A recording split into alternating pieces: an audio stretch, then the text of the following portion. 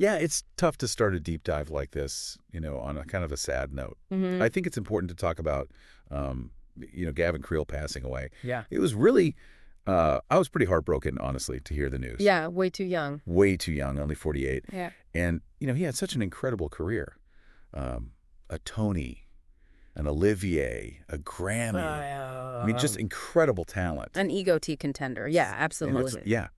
But, as I started kind of digging a little deeper, looking at this People magazine obituary they did on him, I realized there was so much more to this guy than just the awards. Oh, for sure. Yeah, his impact, it went way beyond the stage. Absolutely. Exactly. So I think today let's kind of take a deep dive into Gavin Creel, the person. Yeah, I love that. Behind all the performances, right? And really trying to understand, what made him tick. Yeah.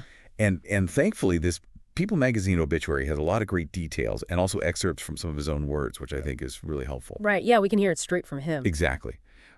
And one of the things that really jumped out at me was how early on his passion for theater really ignited. I mean, they mentioned him being in a high school production of Camelot.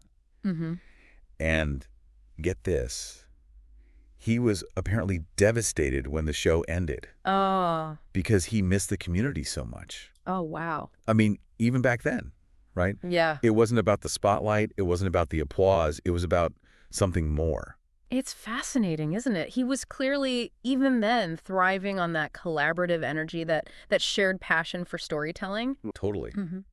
And that focus on community, that wasn't just, limited to his work in the theater, right? I mean, he was such a huge advocate for, causes that he believed in, especially for the LGBTQ community. He became a really powerful voice. Absolutely. And he did so very publicly, even in, the early 2000s, when being openly gay in the entertainment industry was arguably even more challenging. Absolutely, yeah. The People article really highlights his role as a co-founder of Broadway Impact, along with Rory O'Malley and Jenny Canellos. So, oh, wow. Yeah, this organization was huge. They were really rallying the theater community for marriage equality. That's amazing. I didn't realize he was such a driving force behind that movement. Oh, yeah. Wow. Big time. And it all kind of ties back to what we were saying, right? Yeah, right. About community, about using your platform, your voice to uplift others. It's like there's this quote from him when he first moved to New York. He had just graduated and landed a role in the touring production of Fame. Okay. And he said he felt like the luckiest man alive. Wow. But he later clarified that it wasn't just about the job itself. Right. It was about finding his people. Ah. And I think that really speaks volumes about who he was, right? Absolutely, yeah. He truly believed that it's the people who make a place, a community, come alive. He articulated that feeling perfectly, of finding your tribe, your chosen family, especially in a city like New York, yeah. And you can really see that sentiment, that feeling reflected in his approach to activism as well. 100%. But, as I was reading through all this stuff about him, there's this one interview he did with the Daily Beast that really kind of stopped me in my tracks a little bit because, he gets really honest. He's surprisingly candid about, the not so glamorous side of showbiz, Right. And one of the things he said that really struck me was that, even winning a Tony Award, this dream come true moment, didn't magically fix everything. It wasn't like suddenly everything was perfect. It's such a humanizing admission, Right. I think we have this tendency to put celebrities on these pedestals. Totally. And we just assume, okay, if you've achieved that level of success, then you've got it all figured out. Yeah. Instant lasting happiness. Right, exactly. But Creel was really, and he was brutally honest about the fact that, the phone did not ring with a ton of new offers after his Tony win, right? Yes. That the bloom came off the rose a little bit, It's so real, though. And I think, it's not even just specific to theater. I think anyone who's striving for anything can relate to that feeling of, you hit these milestones. Right. But there's always this, pressure to keep achieving, to stay relevant. It's a lot to carry. It is. And so I found really interesting was how he seemed to navigate those anxieties, particularly through his evolving relationship with faith. Yeah, and that's where I think his final project, this musical Walk On Through, Confessions of a Museum Novice, that becomes really, really powerful. Yeah, tell me more about that. So it was commissioned by the Metropolitan Museum of Art, which is amazing in itself, right? I mean, what a cool opportunity. Very cool. But it's the themes that he actually explores in the musical that I think really resonate. It was clearly a very deeply personal piece for him. Grappling with heartbreak, self-discovery, trying to find your place in the world. Wow. And you can really hear that, those themes, the way he chose to express them musically, it's all very much interwoven. Oh, absolutely. The People article mentions that there's this really interesting blend of classical and contemporary influences in the music. Right. Which I thought was kind of interesting, right? Yeah. It's almost like it mirrors his own journey of kind of merging his more traditional theater background with his more personal introspective songwriting. He's inviting the audience to walk alongside him, Yeah. As he's processing these big, complex emotions, there's a rawness there, a vulnerability that I think, goes beyond kind of your typical Broadway fare. Right. Right.